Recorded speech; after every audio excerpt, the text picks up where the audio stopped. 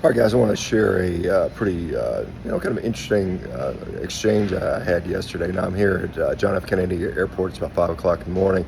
Getting ready to fly back to Seattle, and tomorrow morning I got to fly out to basically back down to Miami and then return and then immediately turn around and fly back to Oklahoma. So busy week for me.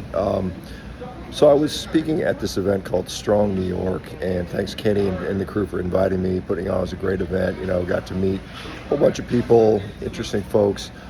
I was part of a discussion panel where, I did not a lot of time to talk, but we talked about chronic disease, some of the shortcomings that, the healthcare system has regarding chronic disease. It's just, medication, its diagnosis and chronic disease management, which I think is a real unfortunate development over the last several decades in medicine, and that, that we'd seen significant success with lifestyle and dietary modifications for a whole host of conditions, to include things like inflammatory bowel disease. I answered a couple questions from the audience, and at the very end, a gal stood up who apparently stated that she was a reporter of some sort. Didn't say what she was affiliated with, so maybe one of the newspapers in New York, or maybe works for multiple of them. I'm not sure, but she said, I've been suffering with colitis for something like 18 years, and my diet has been good, and I've added fiber in there, and I've been on medications, and it's helped me.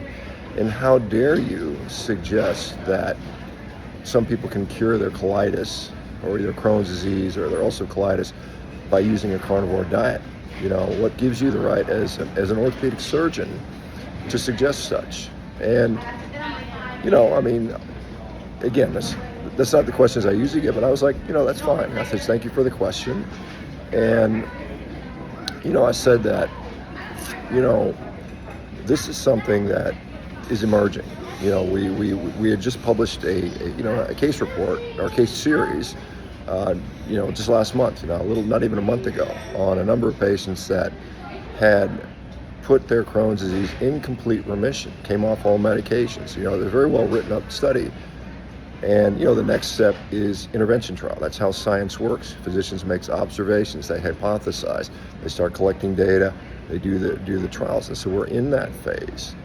And she was like suggesting, well, how dare you recommend to anyone that they attempt to try this, give them hope that they think they might be able to put their disease in remission or cure their disease, God forbid. And I said, if I were to never talk about this on social media, we would have zero case reports. And in fact, the fact that it was limited to 10 patients is only because,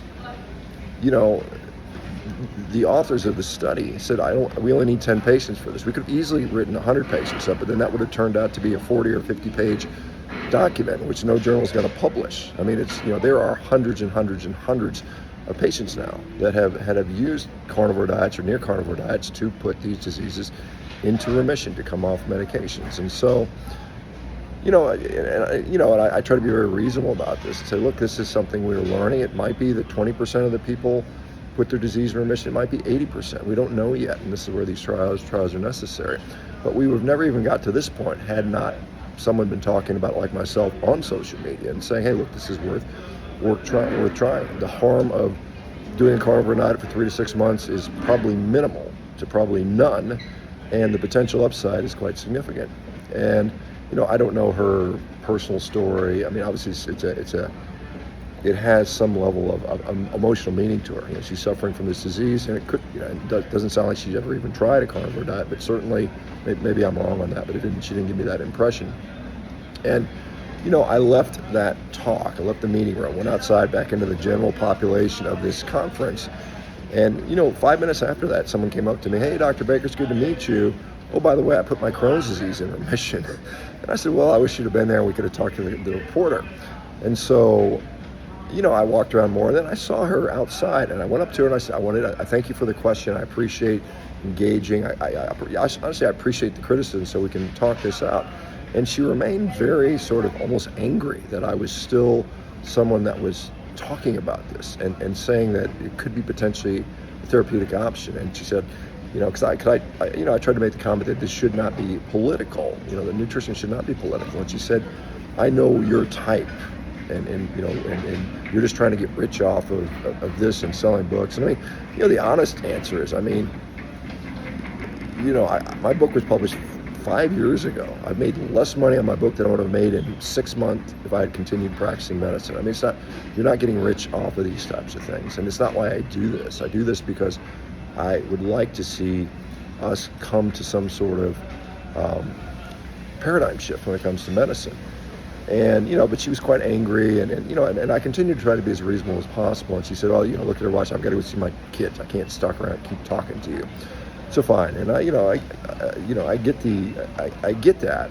And hopefully, you know, and she said, you know, she kind of said, well, I hope you publish studies and it shows that. And I hope we do too. I hope, you know, and again, it's not easy to raise $2 million to do an interventional trial, which is what we'd like to do. We're in the process of hopefully doing that. Hopefully, you know, within a year or two, we'll have that done. But, you know, and I'm thinking like, well, what about, you know, if we don't talk about this now until the interventional trials are done, and let's say it's 50% successful. You know, there are roughly about 2 million people, give or take, suffering from this in the country right now. So if 50% of them could avoid lifelong medications, 40% of Crohn's patients end up losing some part of their intestine. You know, you could avoid that. You know, maybe you have patients that end up, you know, having an ileostomy where they have to defecate into a bag for the rest of their life. Maybe, you know, maybe we could prevent 500,000 people from doing that. Isn't it worth it?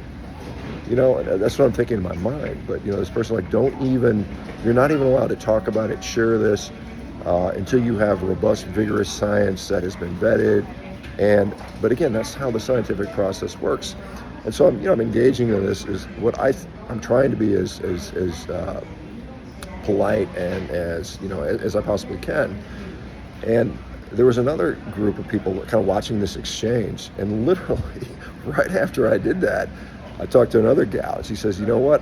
I have Crohn's disease, and I put it in remission with carnivore diet. And so, I mean, it's like, you know, it's like these people would have never even attempted that had I and others not been talking about this via social media. And to think that, you know, a pharmaceutical company is going to run a randomized controlled trial against one of their drugs versus a carnivore diet is laughable. That's not going to happen. And so, you know, this is a process to where, you know, as like I said, as science is supposed to evolve, you know, physicians should be observing what's going on with their patients. They should have the intelligence, the insight to say, wait a minute, let's see what's going on here, and not just automatically let's just put everybody on drugs and not think about it. Because, you know, what we've seen, and this is frustrating to me, a lot of gastroenterologists will say inflammatory bowel disease has nothing to do with diet. And the reason is they say, well, we put people on, you know, high fiber diets or, you know, certain diets, and it hasn't worked, therefore no diets could work. But none of them would have thought, well, let's try this crazy carnivore diet. It's all meat. That's got to be bad for it. We would never do that. So again, and I can't remember this gal's name, this report, if you're watching it, I, in all honesty and sincerity, hope that we are able to produce science that will show significant benefit for whatever percentage of the population, and it becomes a reasonably adopted strategy, because I do think we can affect, if not, you know, tens, maybe hundreds, or maybe even millions of people's lives in a very positive way. But to have people that almost in a way of censorship, you cannot talk about this until you have satisfied my criteria for what is valid. You know, this is where we get the fact checkers and the censors, and this is how science does not progress. This is, you know, we need vigorous and robust debate and thought, and you know, as many people have said, sunlight is the best disinfectant. If what I am saying is patently and provably false over time, then that should come out, right? I'm happy to be proven wrong. I'm hopefully to be proven right. Don't know for sure. What I can say unequivocally is there are many people that have used this approach to put their disease in remission. Again, what percentage of that population is, it's unclear. My gut instinct, from what I've seen, and again, this isn't, you know, perfect science, but it's probably more than 50%, maybe 70-80% of the people that adopt a diet with inflammatory bowel disease see significant improvement. Now, again, you know, randomized controlled trials, interventional trials will bear this out one way or the other. But to, you know, it's almost, she said, like, giving a patient hope is somehow a bad thing. And I just don't get that. I mean, many people will get a diagnosis of this type or many others, and the doctor will tell them, we really don't know why you have it. It's maybe bad luck, maybe it's a genetic thing, and there's nothing you really can do other than take these drugs for the rest of your life. And that, in my view, is incredibly depressing and disempowering for patients. And we need to empower patients to make the changes. This patient said, I have been able to improve my symptoms through dietary modification and certain drugs, which is great. So she literally is saying that diet has had a role in her symptoms, but maybe she doesn't like the concept of a carnivore diet. I don't know, maybe they're ethically opposed or something, or really believes that fiber is the essential criteria, regardless.